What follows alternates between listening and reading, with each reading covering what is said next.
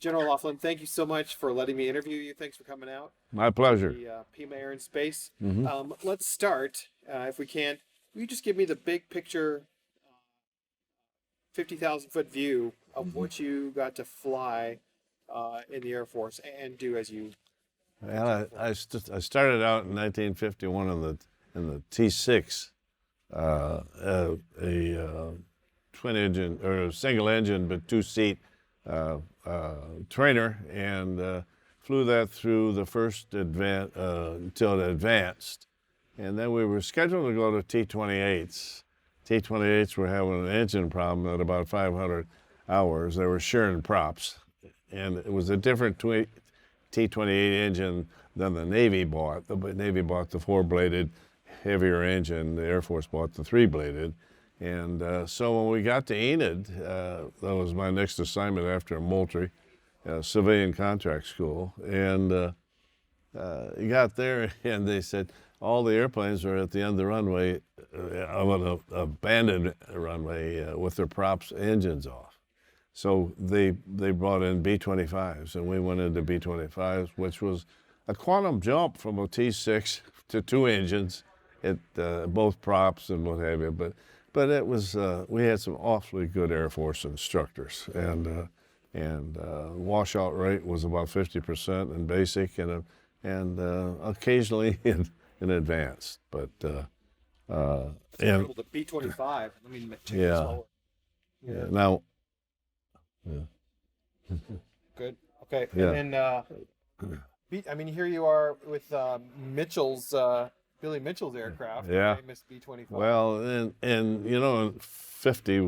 51 wasn't too long after Doolittle took off a carrier. So we were all. It wasn't a detriment to go to B-25s.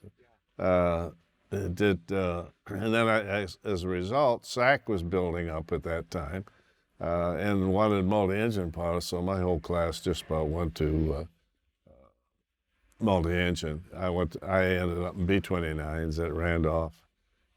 Crewed up with a former B-17 pilot from World War II, which was a godsend because he'd been shot at and missed, and the learning curve with him was steep, but it was good.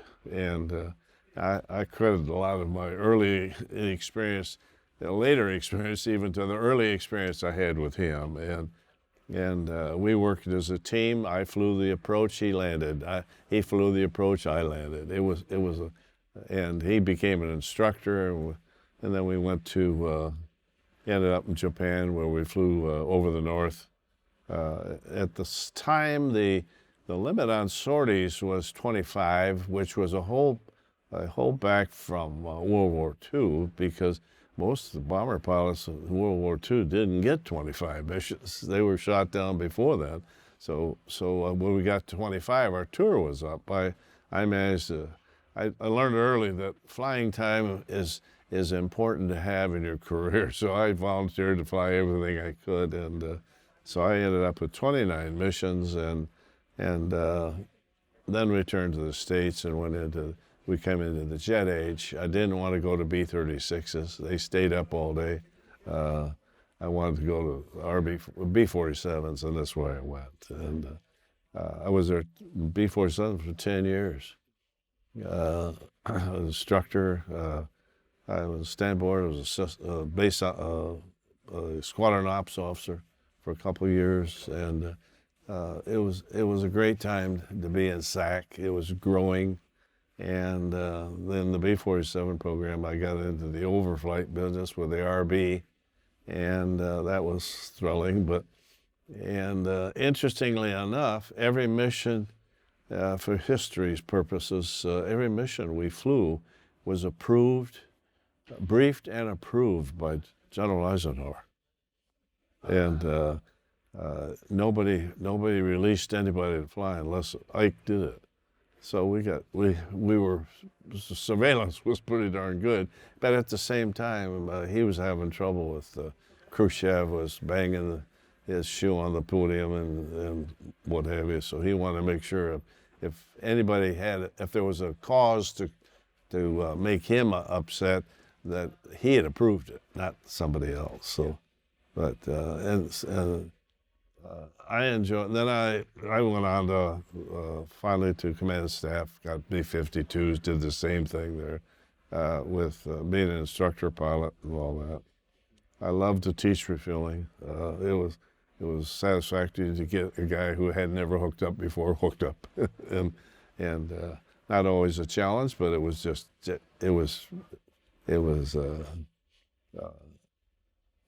I guess probably the same pride that any instructor has when you get somebody accomplished.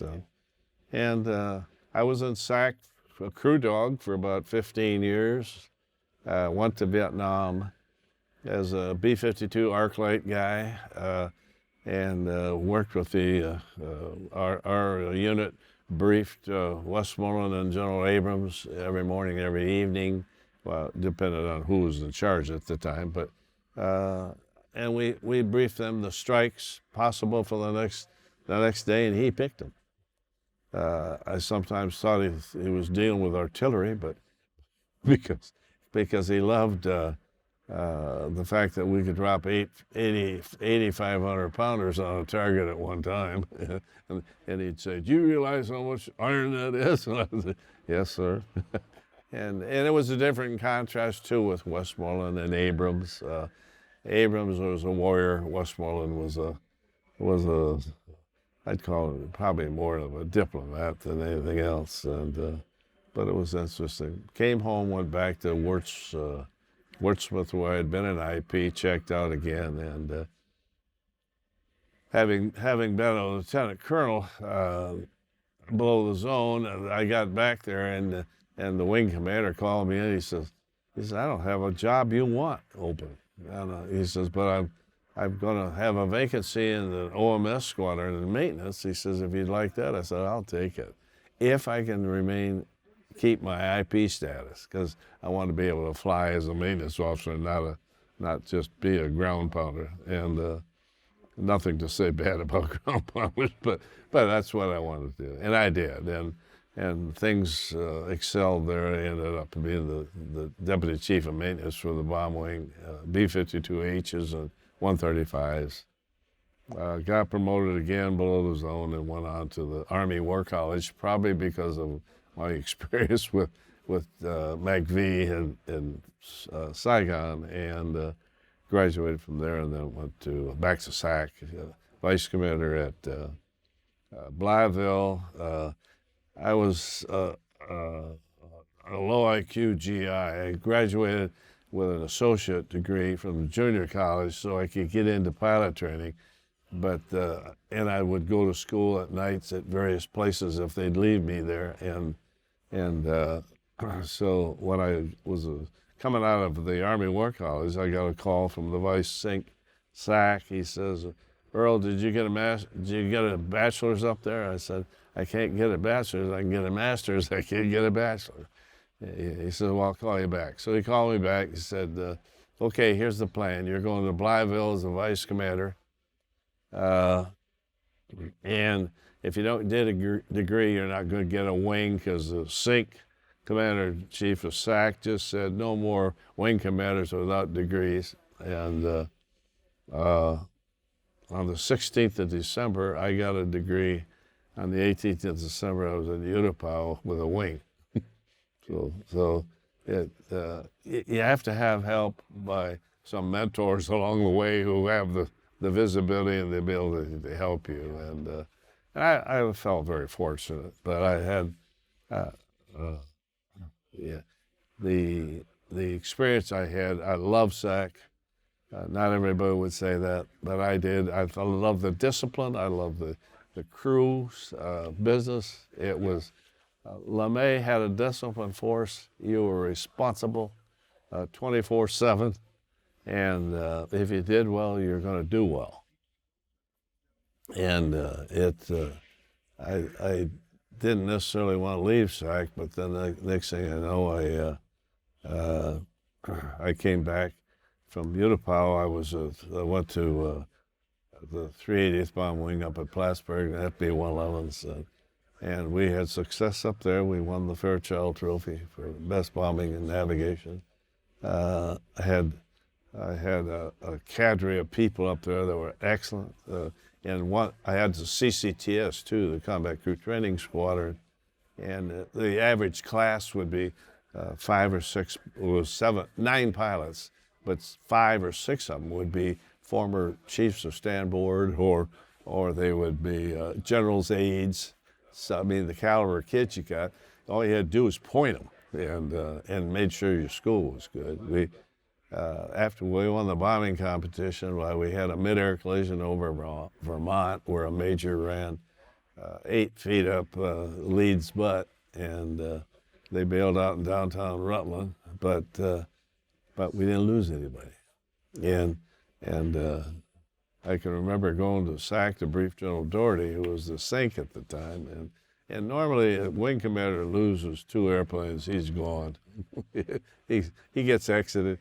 And General Doherty said after the briefing, and the IG team had been in there, looked at the CCTS program, the schedule, the supervision on that flight, what have you, and he says, "Well, Earl, you know what this means?" And I thought, okay, here it comes. He said, "When they close the canopy at the end of the runway, you lose control." I said, "That's for damn sure." But he was good for SAC and recognized what the hell was going on. So, and as a result of my Plattsburgh experience, I got promoted to BG, went back into the air maintenance and hit Pentagon because I had never been to the Pentagon, and did my duty there, and then I went on a trip with Felix Rogers, who was the AFLC commander. And he was looking for people who had been in command to run his depots. And so he drafted me, and I got into the depot business and had multiple jobs there and ended up commanding in 1984. And a good experience, like if you ever want to run General Motors, you had 128,000 people, a $55 billion budget, and all the airplanes in the Air Force were yours, engines, electronics. It was and a good workforce from 5 different states, and the workforces in those places. At Kelly we had a predominantly Hispanic, about 70% of the force, awfully good family orientation there, good workforce. Oklahoma was the same thing. The Okies are strong. Up in Utah at Ogden, very strong with the Mormon church. Warner Robins, Georgia was whatever was good for Georgia was good for the Air Force. But and of course we had one in Sacramento, and that was the land of fruits and nuts. And you never knew what the heck was going to come out of that place. But if you I found if you workloaded them properly, the job got done. And well, as I listen to your background, there are so many areas that I would love to dive off onto. So I'm going to try to hit some of these things that just absolutely fascinate me. A B-29. I don't know anyone that has flown a B-29, even at an air show if you pay the money. Yeah. What was it like for you to walk up to an aircraft of that size and magnitude? Yeah. How did you It was similar. It was similar to going from a T6 one radial engine to 2 on a B-25, but in a B-29 you have 4 of them, all the dials, and you wonder, have I just reached the Peter principle? Am I going to stall out here or whatever? But once the training, our training programs were good, and we had good instruction. The airplane, we didn't have to worry about some of the things that the World War II guys had, because we went from carburetors to fuel injection, and that carburetor was the cause of a lot of engine fires. And the engine, I don't remember, we shut an engine down maybe on occasion, rather than worry more about a prop running away. and we just throttled it back, and if it idled fine, or didn't vibrate, fine. If it did, we shut it down and control the prop. That can get you as much trouble as anything. And at night, of course, the missions over Korea, we flew in lean all the time because we wanted to get the exhaust pipes at a soft blue, not red, and so because you get silhouetted by the fighters if they came in, and that's what they were trying to do. And but the airplane was very stable, and I don't think. I'm thinking about now the squadron and the wing. We didn't have that many problems. We had some personal problems, but we had one. We usually took a 24-ship bomber stream off first, and they would go north. And then we'd have a requirement for what they call a tadpole mission, which was a frontline support along the DMZ. And we got one night we had a 24-ship takeoff. Everybody got off the ground.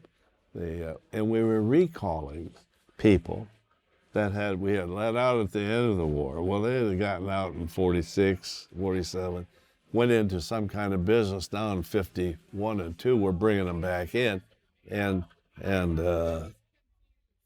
they didn't have that background. And we had one lieutenant, captain rather, that with a B-29, if you didn't cock the nose wheel a little bit to the right on when you're lined up, when you poured the coal to it, the torque was going to take you left. So you compensate a little bit before you get enough slipstream over your rudder to control your directional control. And so we had the squadron commander aboard that one, checking this returnee, recallee rather, and they got going to the left side of the runway because he didn't cock the wheel, and the commander was jittery. He hollered, "Chop him!" The bombardier thought he said, "Drop him," and salvoed all 4,500 pounders through the flap wells and wrecked the airplane, of course. But we had things like that happen. But that was personnel area. We didn't have any airborne. We put 4 airplanes over an aiming point in 6 minutes at 500-foot level stacked. What you had to worry about was go to altitude hold on the radar to see if you had anybody directly below you, and then we ran shore-ran bombing problems, and it was pretty smooth, really, compared to the equipment that we have today. And my God, yeah, we got bomb systems now that are no-brainers. Which is, and then, and again, I'm completely I mean, these are the birth aircraft. When you joined the Air Force, the Air Force wasn't even 10-year-old yet. I mean, the Air Force was brand 47. New. Yeah, I mean, so this is the first 4 years or so of the Air Force. It was growth was happening. There's no doubt about it. A lot of changes, and I got to give it to the leadership we had. LeMay was tough to work for at times. If you followed the rules, it wasn't that bad. But because of the discipline that he instilled in the crew members and repetitive training, so you and I could fly together as a pilot co-pilot and without any glitches, because I knew how you were trained and you knew what I was going to do. It was standardization, basically. And how? This one side topic is, how real was the Cold War to you? I mean, Korea was Korea, and it was taking your attention. But did you guys, as pilots in the lounge, hanging out, be like, man, what's the deal with the Soviets? Or did you even care, we're just going to do what we need to do? We were selected by a unit to go. And the biggest project I flew was Project Home Run. And we had a combination, our B-47s with 100-inch cameras, 45 angled cameras in the back, strike photos in the back end. 45 cameras in the front, 100-inch cameras straight down, and strike photos in the back. And it was before we went into a Phase 5 radar thing where we just took straight cameras. And then we had H models from Forbes who would fly periphery with us. And under home run, if you were drawing flies, you had fighters coming. If you were strike one, strike two, strike three, get the hell out kind of thing. And of course, we were all dependent on UHF at that time, but our penetrations were serious, deep sometimes. You get chased by a MiG, the first thing you saw was a contrail coming, and outside air temperature is the key to that. We always saw an altitude outside the minus 29 to 49 bracket on outside air, so that you weren't pulling persistent or contrails. You might get a whiff on them, but find an altitude, and above the tropopause usually was 55 degrees anyway, so you were clear, but you could watch them coming up, and then so you started cruise climb, and most cases it was about mid-range fuel, so you'd burn enough fuel to where you could get to 35, 40. I've been to 49. Yeah, with a pressure suit, that's your limit. Yeah.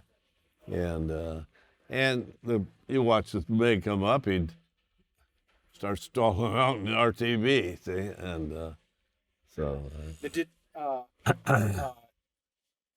Sometimes for me, when I'm looking out the canopy, there's a moment where you can just pull in a memory of what you're seeing around you. Do you have any B-47 over enemy territory kind of memories of the sun coming up, or just all around you? Well, most of the time over the target that we were assigned was broad daylight. We had situations where we were going on forecast weather also. We had one fellow, Johnny Lapo. I don't know if you've ever heard from him. He flew a B-47 under the Mackinac Bridge. And Johnny's from Michigan, where I am, and I knew him quite well. And he circled his target because he knew the cloud cover was coming east to west to east, and if he could wait 20 minutes, well, hell, he could get the target clear. And he did, and came home. And General Wheelis was our division commander, and he stood up at the crew briefing the next day and said, "I'm going to reprimand Major Lapo for circling the target." And even though he was successful, we don't condone that, Major Lapo, and you are hereby reprimanded. And his next statement was, "I wish I had 10 more just like you." but General Wheelis was in the was mentioned in FDR's fireside chats for his raids over Palestine. Yeah. Okay. Yeah. Which is sort of, dang. Yeah. And then the other thing I was going to ask you, side note, did any of you guys go watch Jimmy Stewart in the aircraft? Oh yeah. Did you guys throw popcorn the whole time? No. It was for effect. Yeah. It was. Yeah. There was some accuracies and inaccuracies. You know, they play up someplace. But it was June Allison, wasn't she? Yeah. It was very short. Pardon? She was very short, lady. Yeah. So out of the B-47, you've moved to the jet age, out of the B-29. Yeah. Speed. I flew Bs and RB-47 for 10 years, 3,500 hours in the airplane. I loved it. We had problems throughout at times. We had a RB come up behind a tanker and he lost a wing. And then we found out we had what they called milk bottle bolts that held the wings on the fuselage. They were cracking.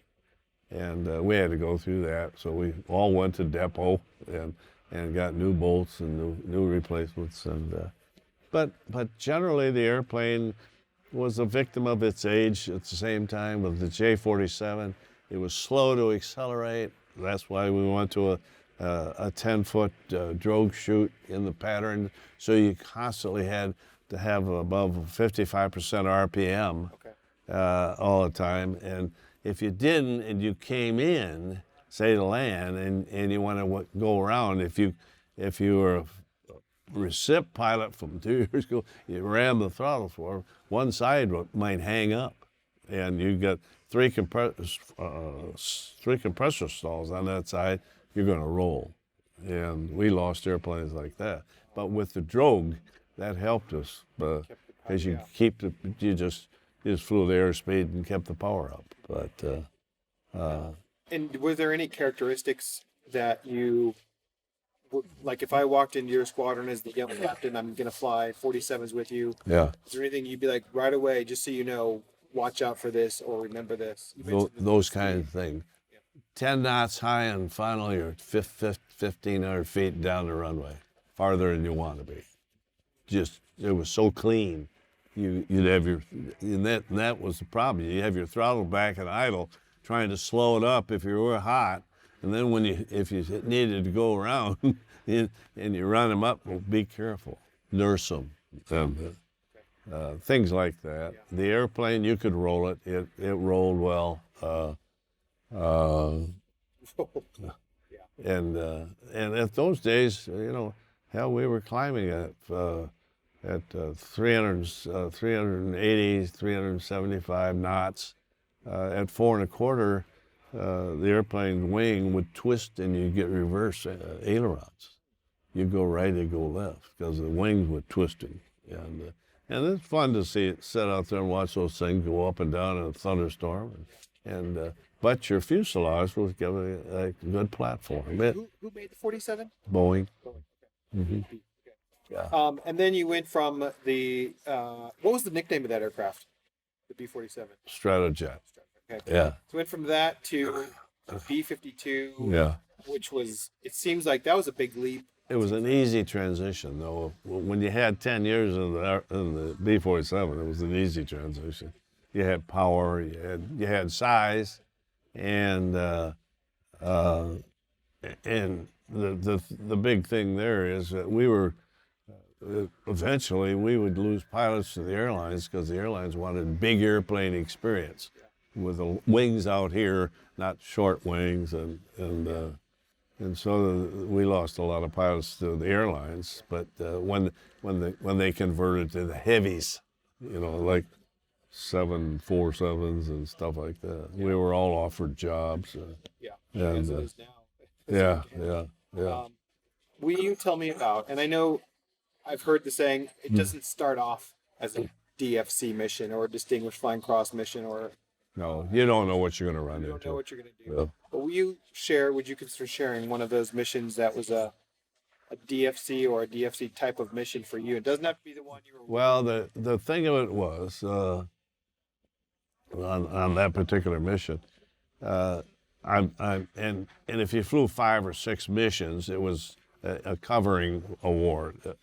Some got air medals, some got DFC. The one that I'm more particular I thought was riskier than more was when we got chased by MiGs. We had to climb to 49,000, and once you climb to 49,000, then you got a fuel problem. Are you going back to Thule, Greenland, or you can't get to England, or where the hell are you going? So on that mission, I quick said to the nav, give us a heading to the nearest base. Well, he says, it looks like Alaska. We can make Alaska. So we went into Eielson, and what's good to see is in the clear air of Alaska, we could see Eielson's base, 150 miles out. I mean, and let down through the ADIZ, the Air Defense Identification Zone, and landed at Eielson, and as we turned off the runway, the outboards quit. So we didn't have enough fuel probably. If we'd made one go around, we'd bail out because, but the weather was good, and on other occasions when guys had to divert, the weather wasn't always good, and but you don't know that they know you're there until you see somebody chasing you. Then you know, oh boy, what's up ahead? And the 15 couldn't get to our altitude, and the 17. Then they developed the 17th, and a maneuver they practiced was to dive, come up to say 38, dive, and launch a missile on a pitch up. And that bothered us because now they're chasing us with a heat seeker or something. Yeah. The range of the guns on the airplane was 1,500 yards, and you'd be wasting your time. If I fired from the back seat, the 50 caliber or 20 millimeter, it would have been. Hopefully, they'd suck up the brass and take their engine out if they were that close, but they never got that close. We had, I'm sorry. We had a unit from the 91st Wing, which was our sister wing at Lockbourne. He got shot. Hal Austin, he got shot up pretty bad, and ended up going low level to escape him. And that's what was going to be my question: is how I'm still trying to figure this out for myself. Is how real was the Cold War to you? And I know it's such a macro question, but at what point when you're in the air, you realize it. When you're on the ground, nobody knows. It was nothing, I mean, it was business as usual. We flew training sorties on RBS photo bomb plots and occasionally drop a shape someplace, but it wasn't recognizable unless you're deployed. And I don't even know if I'm allowed to ask this. I mean, you guys went deep over enemy territory. I'll just say that. And I mean, does that mean that we had the same thing happening in the U.S.? I don't think so. No, we had the Bear bombers on the periphery of Alaska with ADC, flying formation, all that stuff. I don't think we had anything that penetrated. Yeah. And then the B-52, where was it happy? Where was its altitude and speed? Where is it happy? Well, it depended on which airplane. We had D's, E's, F's, G's, and H's. I flew the H most of the time. I flew G's a lot, but I flew the H most of the time. And with those 8 turbofan TF-33 engines, you had power. I mean, we'd take off at 500,000 pounds with a full bomb load, 4 Mark 28s or whatever, and you never worried about power. On the early F models and the D models, we had J-57s, which with water, and that was to get you off. And we see those. They look like they burn a soft coal sometimes. Those smoky pictures of the B-52. The iconic image of the B-52 is the rapid launch, one right after the other. Did you ever participate in Mito? Will you tell me about what that was for? Well, Mito was more interesting in the B-47 because you had 33 bottles strapped in a rack on your about 2/3 of the cockpit, and when you kick, you go up to your Mito, your 80 fire speed, and maybe about 120 knots, and fire those things. You got a kick in the butt. It was thrilling, and being an IP each crew that flew had to have an IP with them the first time, so I got to fly a lot of them, and it was exciting. We also had some incidents there where a bottle would get maybe loose or break a bracket and turn, and a good friend of mine burnt a hole in the side of his airplane. And all he knew was he had lost radio contact. The UHF transmitter receiver was in the 80 panel, inside the 80 panel, just forward of the aft gear, and the bottle cocked and burned a hole in it. And they had a T-33 in the air at the time. He went up and he said, "Get down." So he put it down. And we'd take off on a training mission, fire the 80, and then drop the rack in Lake Erie. from Lockbourne. Other people in other places had drop areas too, but yeah. And then you went from B-52, the arc light missions Yeah. that you were talking about.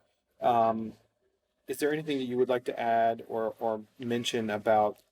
I mean, it's one thing to be over Soviet territory, but now you're over a jungle. Yeah. All kinds of stuff going on. Routine, boring, with no air-to-air problem. I mean, from the north, and it got to be routine, boring, long hours, a lot of. And one of the things we had at Guam, you could come straight and go straight to North Vietnam. From Utapao, where we were launching them, you had to go south from the South China Sea and come back up on the other side in order to get into the north. And so when I was with General Westmoreland and Abrams, we had an ambassador to Laos, I'm trying to think of his name, Sullivan, and we called him General Sullivan, not Ambassador Sullivan. We had to go up there and negotiate an overflight of Laos and Cambodia so that we could grid to the north in 1x6 click boxes, and then you could run the ships from Guam into a center point and divert the mission if you needed to at that point, or let them go ahead and strike the 1x6 block that we briefed them on. And from Utapao, you didn't have to go down and around. You could go straight across Laos and Cambodia, and it cost us 500 jeeps. That was our bargaining tool with Ambassador Sullivan, so he could satisfy all the local missionaries down there, or whatever the hell they were, czars, I guess. So they give them a new jeep, and they finally gave us connections to overfly Laos and Cambodia. But that's just a side issue. But it made it a lot easier for us to shorten the sorties. And what kind of sorties durations were you talking about at that time? Well, out of Guam, you're talking 12, 14. Yeah. And how many times a week would you fly that? It depended probably on the crew experience, what have you, and depending where you were going. But I'd say a couple times a week. Yeah. So yeah, you were really. And then back home, we were flying the 24-hour orbit of the North Pole. So that was 24 hours, and we were flying that too. So yeah. Yeah. Can you tell me a little bit about that? Well, it was the Sink wanted airplane at any time over the North Pole to be able to call and tell them to strike Russia or wherever. And so we would pull it, the duty as a wing. We would, each crew flew about 3 sorties. I like to fly mine in succession because you keep your clock running, and so you'd volunteer to fly 3 in a row. In other words, a day in between. But it take off with 4 Mark 28s and 500,000 gross weight, and you'd meet your tanker about midway, take on 100,000 pounds of fuel, and orbit in time to come back, and you'd land in about 23 hours and 50-some minutes. And, so you've literally spent time over the North Pole with doing nothing but orbiting and waiting for my tanker. Yeah.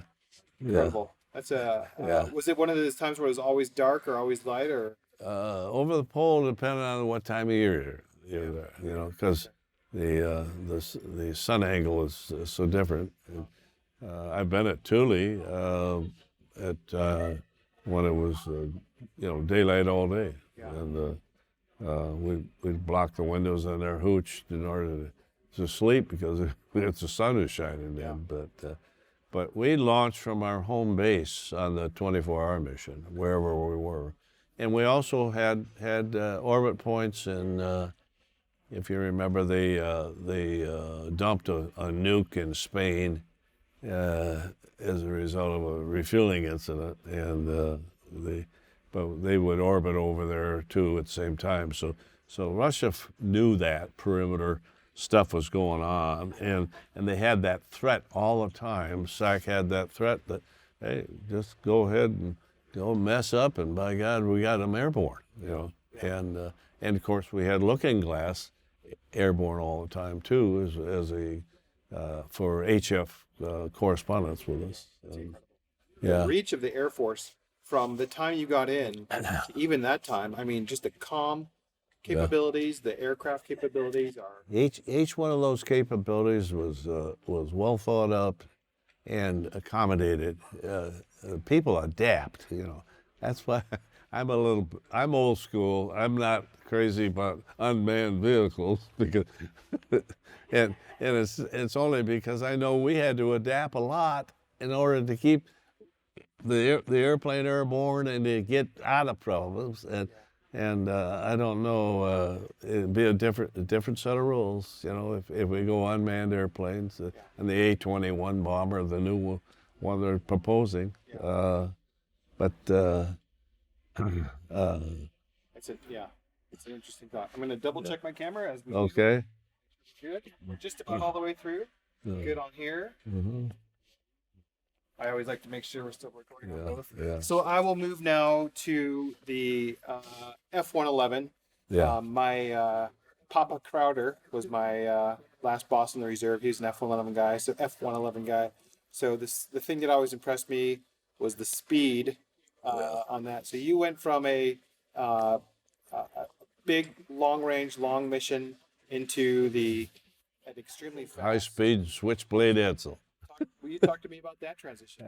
I liked the airplane. The only thing I knew going in there, having been on the SAC staff, and SAC didn't want the airplane. You know, it was a fighter, and they'd been in fighters before, F-84s and all kinds of stuff. But we had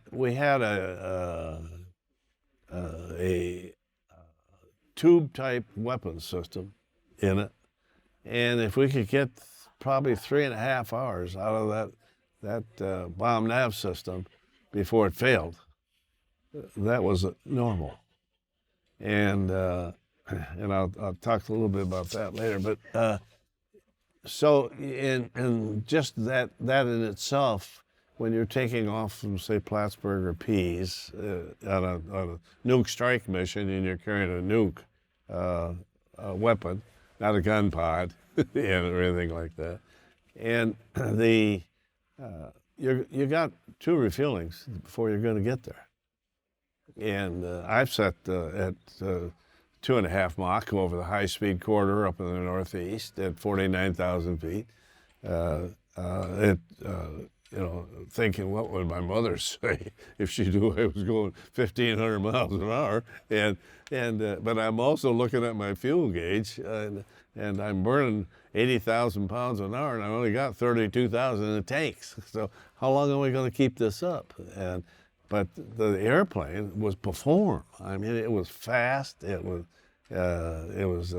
You flew it by angle of attack on landings, what have you. The cushion gear would give you a smooth landing. It was a fun airplane fly. It had positive control, pitch control all the way through it. You never had the airplane constantly trimmed out a force.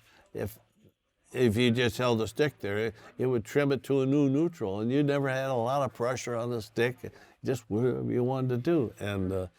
And I had good crew members, but you had short legs. Once I became the commander of AFLC, I fostered a program to digitize the weapon system. And our mean time between failure jumped from 3 to 12 hours, which meant that you could probably go all the way. In the bombing competition, when we won that, we knew if we took off from Plattsburgh and flew the route to get to our low-level route, which is out in the Midwest, that we were going to be pushing that 3 hours. So I put my airplanes in Omaha and flew out of Omaha. We went straight from there into low-level Kansas City, and to make sure that we had a weapon system. And the but you, but in a B-52 or a B-47, you never worried about it. You know, you can change the black box in the hallway, in the aisle, and or reboot, as we'd say. Even though they were tube type, they weren't digital, but they are now. And the B-52 2H is all digital. Yeah. And that was a period of time when we had to jump that fence. You know? Yeah.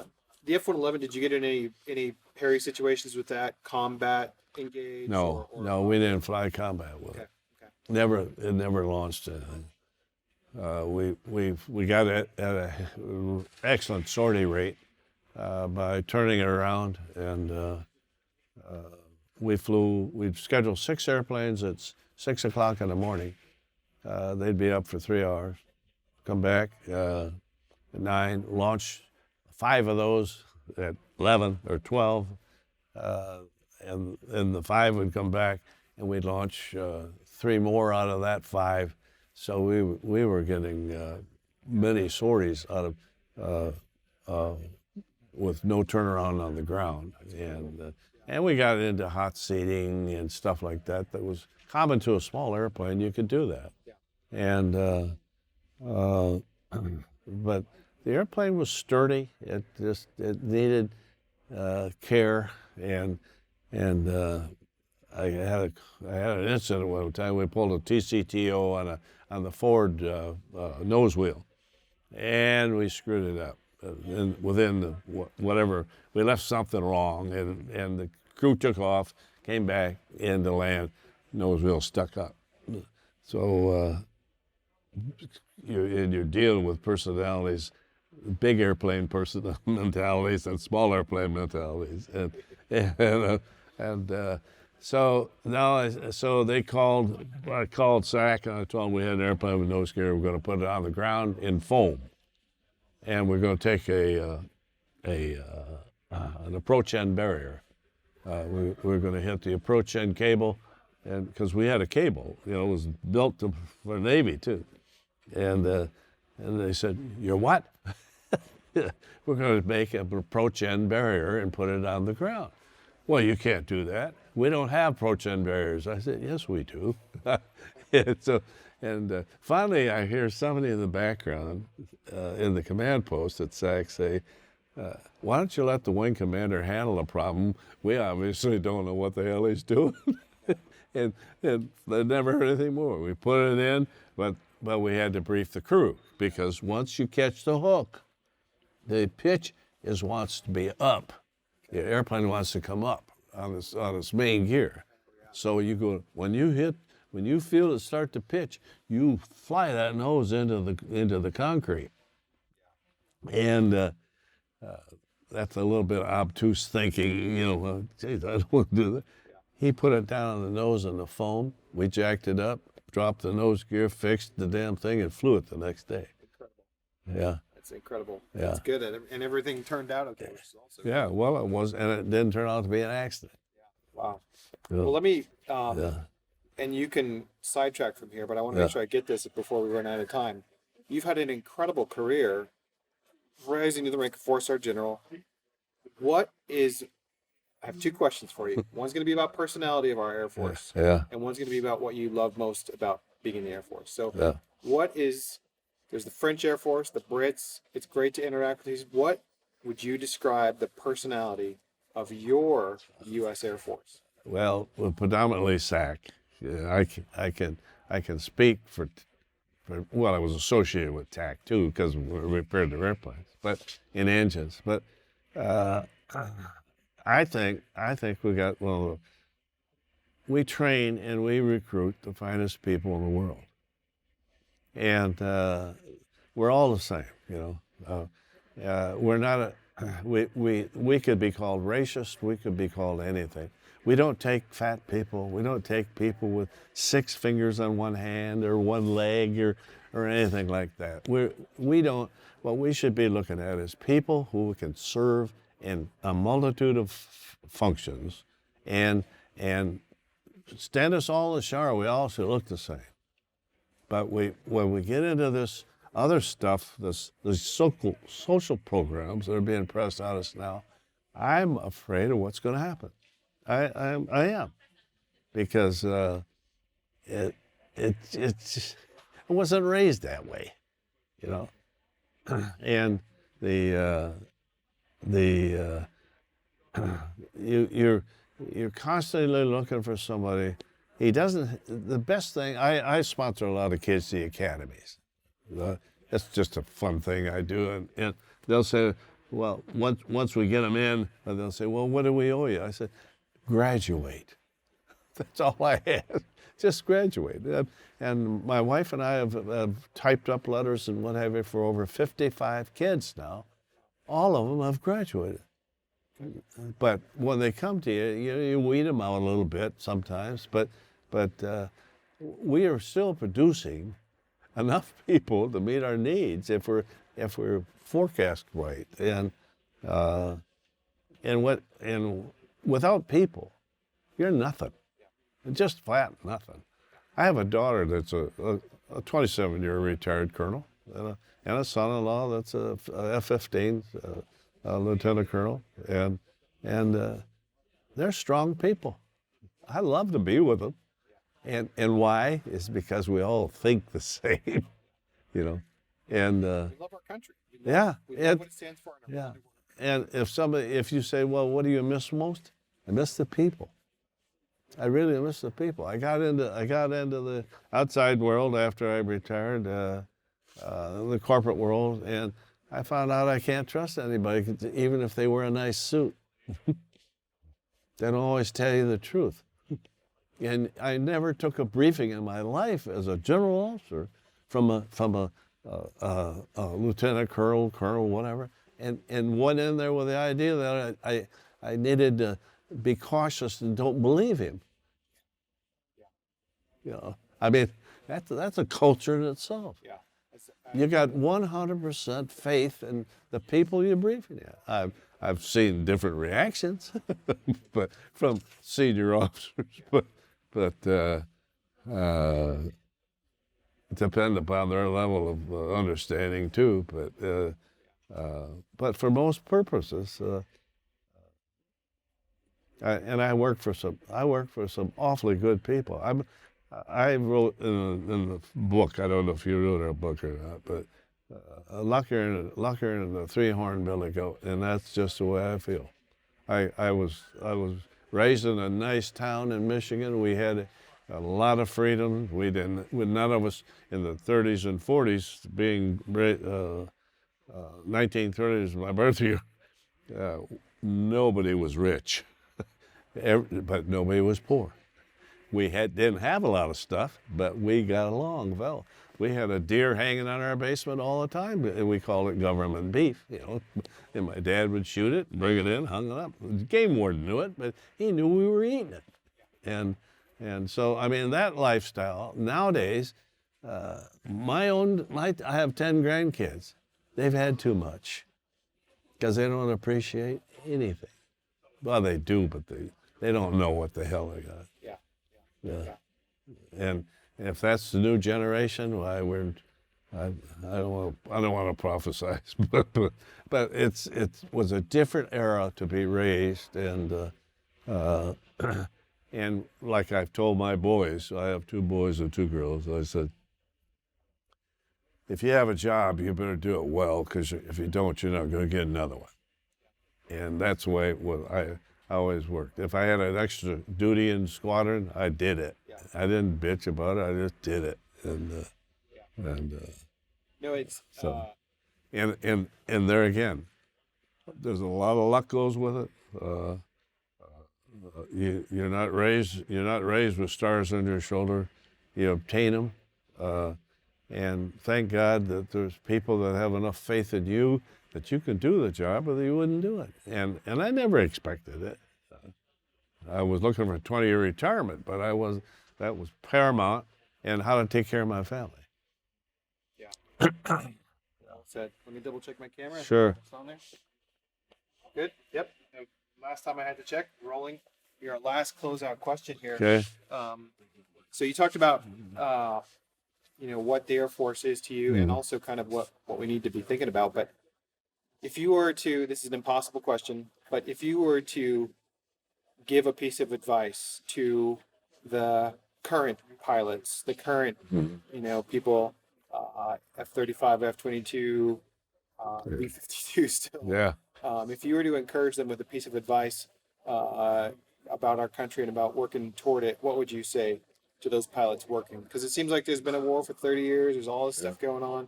What would you say to them? They got to think a broader view, I think, of the future, and we've always come through. Well, why? Is because we had people that when the tough got going, they got tough, and there's a lot of things to persuade you outside nowadays. More than ever, we got a media that, it's all over the world, all over the face of the earth. You don't know what the hell to believe or anything anymore. But if you're dedicated to the job and you love what you're doing, then do it the best you can, and so let's see where it falls. Is there a gamble? Yeah, but there's a gamble in anything. There's risk.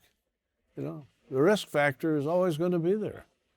When you pour the coal to it at the end of the runway, it's like taking off from Thule, Greenland in February.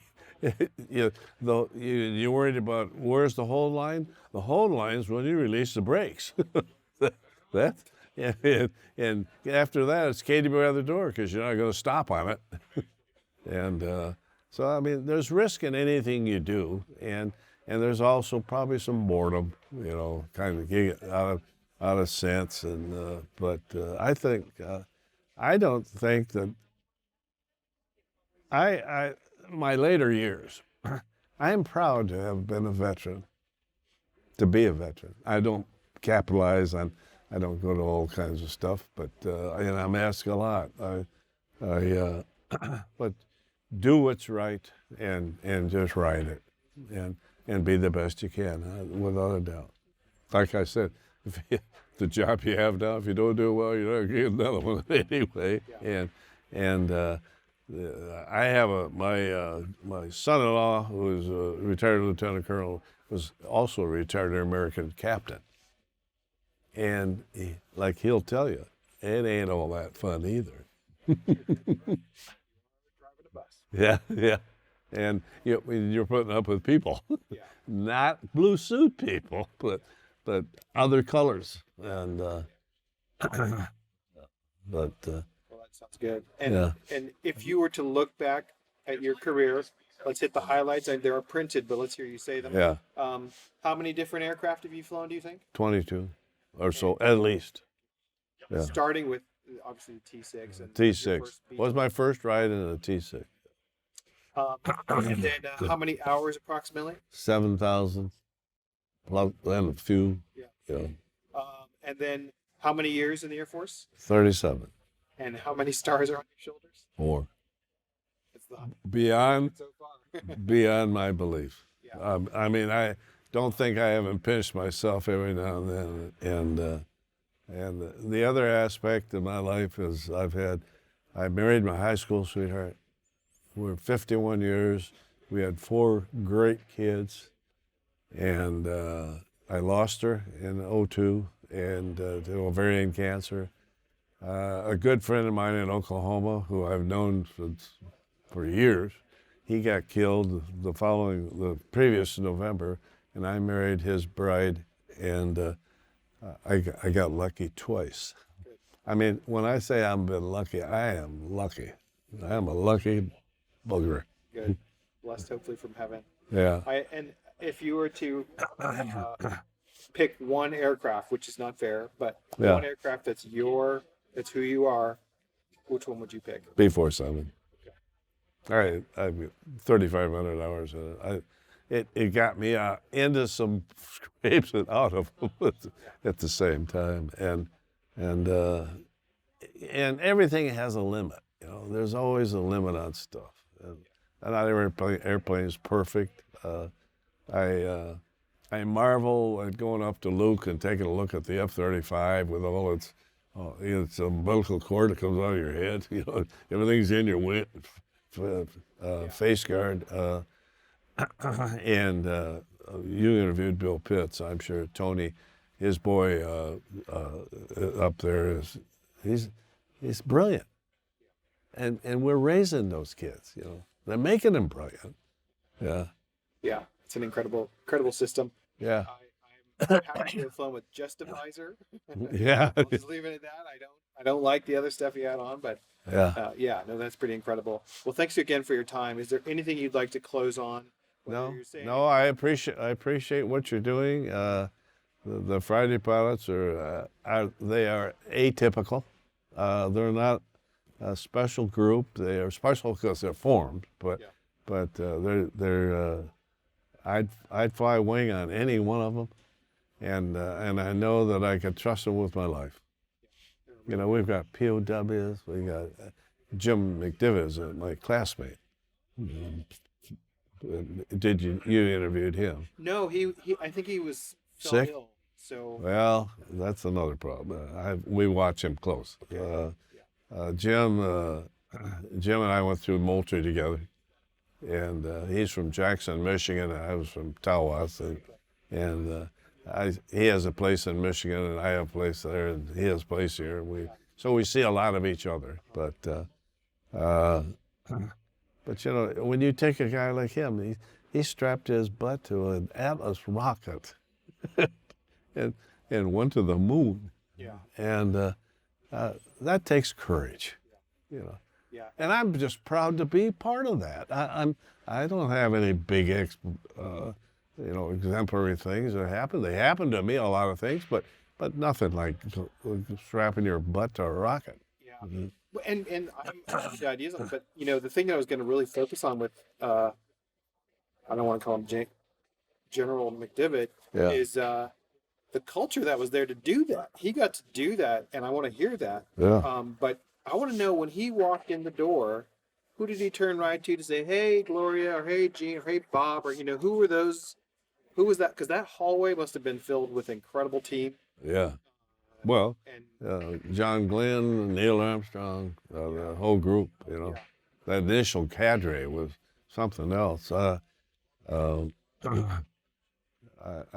hope that the present day rider in the sky, and I'm talking about those that are just riding like on a bus, that doesn't overshadow that group that steered it.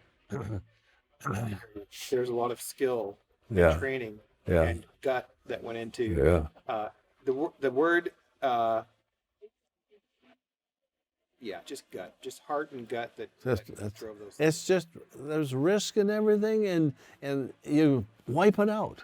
Yeah, that's right. I mean, well, good. And I came up with Jim, Tom Stafford, a lot of those guys, and they were all friends. Neil Armstrong, when I was in Dayton, Ohio, he lived in Lebanon, and he'd call me and say he didn't like the public, and so he'd say, "Hey, we playing golf this week?" yeah, Neil, come on up, we'll do it. Yeah, that's cool. I did get to meet Jim Lovell. They came to the academy. I'm a '97 guy there. Yeah. But we got to meet Jim Lovell, and were you academy guy? I am '97. Yeah. And but that was the highlight of the academy for me, was getting to meet let them talk from their own way to us. Like, here's what was really going on. Yeah. And it obviously overshadowed Apollo 9. Yeah. But yeah, 11's the famous one, so we talked about it. I had a boy just graduate in June last year. Not my boy, but a kid I pushed. Yeah. And I got another one just finished. He's finishing the prep school. Okay. My daughter. From my hometown. Yeah. My daughter applied, so we'll find out if she's gonna. Yeah, it'll be incredible. And I was just at the academy filming. I'm actually here. I'll hit stop before I. Yeah. So that'll